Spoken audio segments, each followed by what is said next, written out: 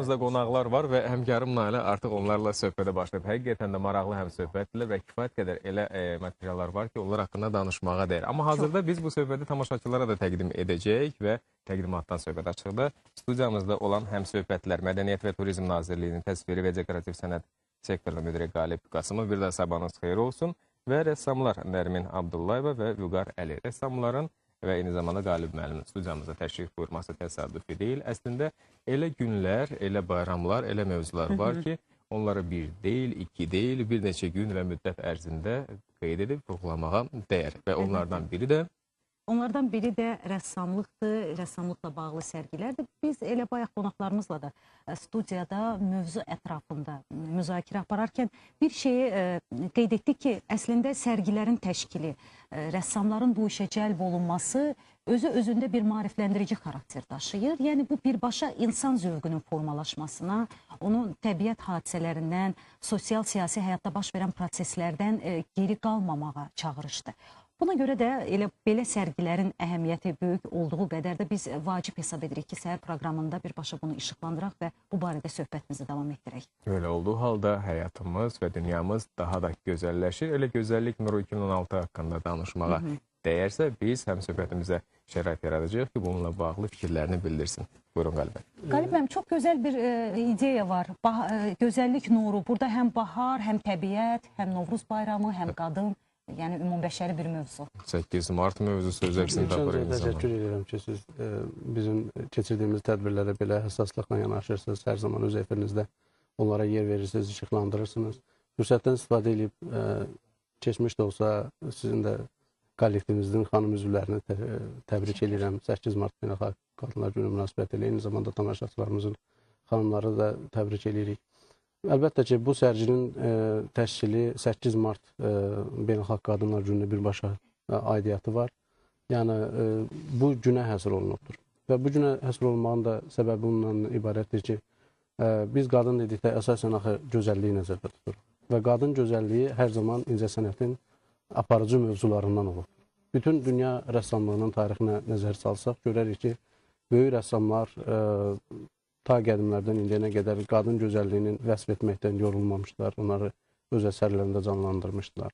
Bizim rəssamlarımızın da yaradıcılığında qadın mövzusu, qadın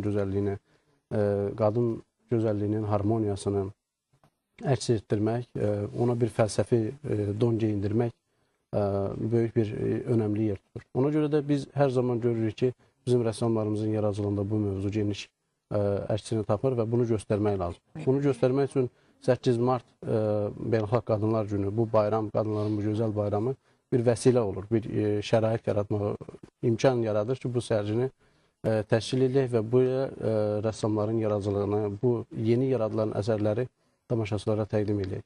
Mən sizə deyə bilərəm ki, bu artıq bir ənənə halına alıbdır. Mədəniyyət və Turizm Nazirliyi tərəfindən keçirdilən Gözəllik Nuru adlı sərginin təşkili və musiqili bir konsert həmin sərginin təşkilindən öncə baş verir. Və biz həm o musiqi əsərlərinin seçimində, həm bu rəsm əsərlərinin seçimində vahdət bir, sanki bir harmoniya nəzər almağa çalışırıq. Sərginin də, yəni bu tədbirin də konsepsiyası məhz bundan ibarətdir ki, burada bir üzvi harmonik işarə olsun. Ona görə bu artıq davamlı olaraq keçirilir və biz görürük ki, rəssamlar böyük həvəslə bu sərgilərə qatılırlar, öz əsərlərini təqdim etməyə çalışırlar. Bu da bizi sevindirir. Və biz əgər gözəllikdən söhbət açırıqsa, xanımın prizmasından yanaşsaq və onun baxış bucağına nəzər salsaq, yazın ətrini duymuş olacaq. Eləməz Nərmin xanımın təqdim etdiyi iş belə adlanır və bir deyil, iki deyil, 4 hissədən ibarətdir. Sualımız sizə olacaq sərgidə bağlı iştirakınızdan, təəssüratlarınızda və bilavasitə işinizlə bağlı. Maraqlı səslənir və yanaşma metodu da bir qədər fərqlidir. Mən baharı çox sevirəm. Bütün qadınlar kimi də gülləri də çox sevirəm. Ona görə bu sərgidə mən güllərlə bağlı bir əsər işlədim. Yeni bir işdir.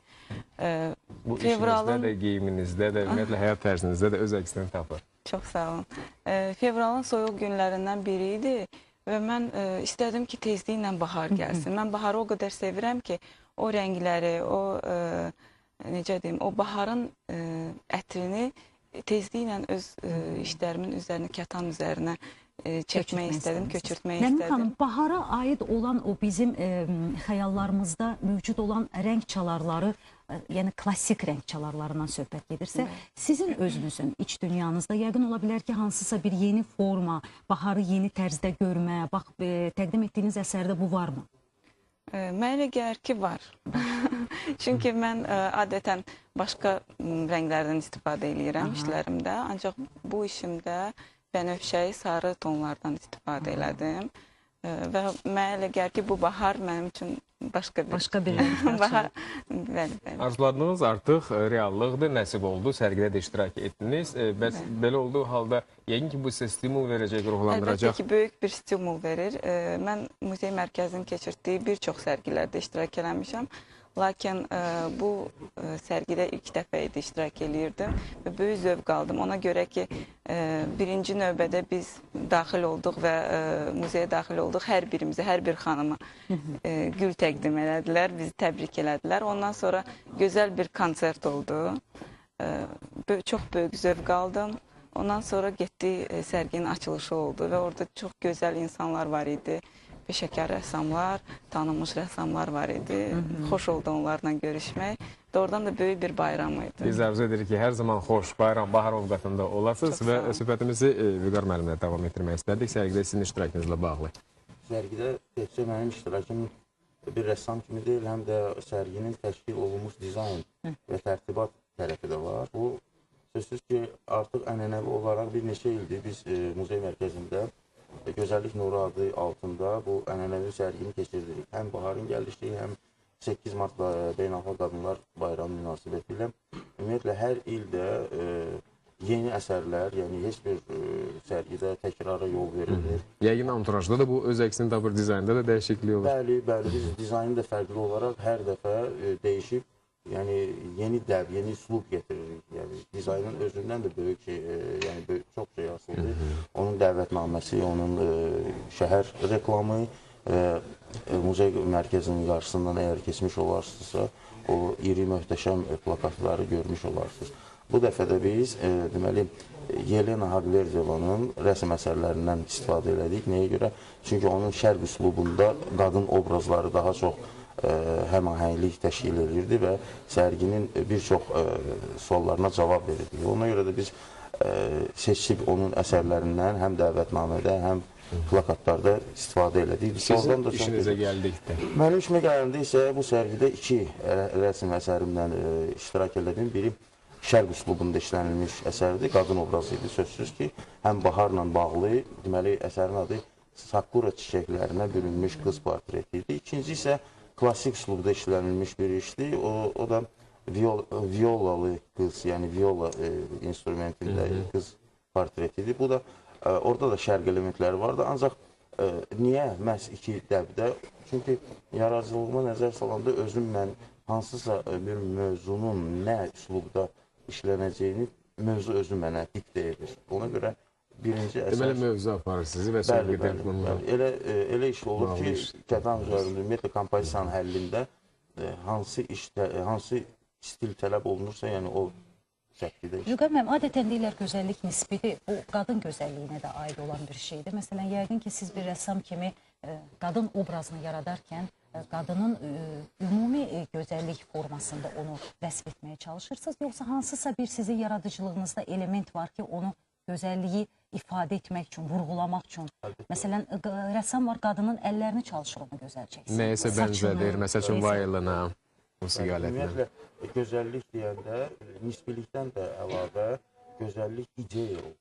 Yəni, ola bilər ki, bir işarəvi bir element olsun, onun gözəlliyi onun ətrafında yığılmış elementlər olsun. Bu da özü də bir mücərrətdir. Yəni, onun iç aləminin ətrafda təsvir olması.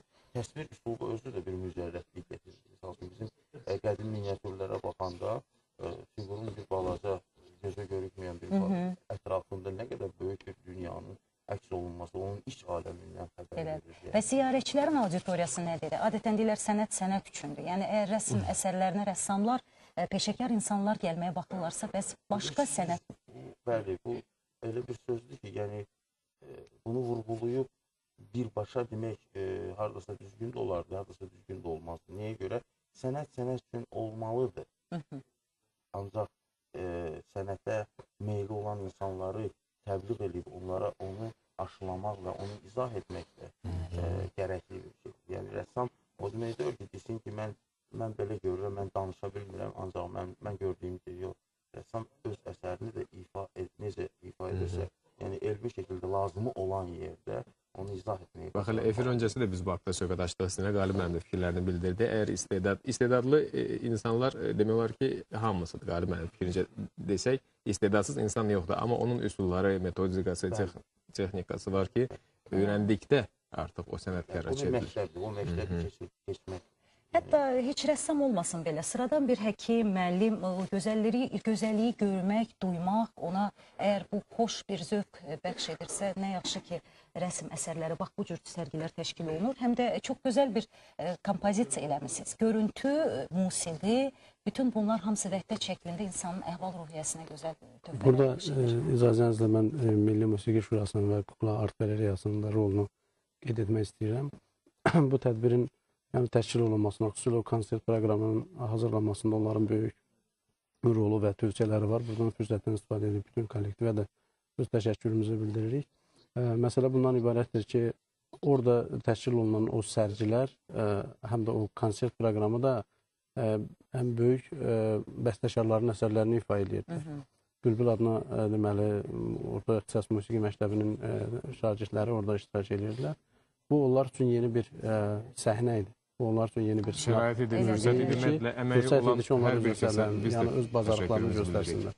Yəqin ki, bu hələ son deyil, il yenicə başlayıb, bayramlara biz qədəm qoyduqsa, bu silsilə davam edəcək və belə olduğu vəziyyətdə sərgilər və təşkil olunan tədbirlər haqqında biz də kifayət qədər məlumatı əldə edəndən sonra qonaqlarla birlikdə sizə və tamaşaçılar təqdim edəcək. Necə ki, hazırda biz bu haqda danışdıq. Minnətdarıq sizə. Təşəkkür edirik. Yeni yaradıcılıq uğurlar. Nailiyyətlər diləyirik. Yenidən görüşənədək.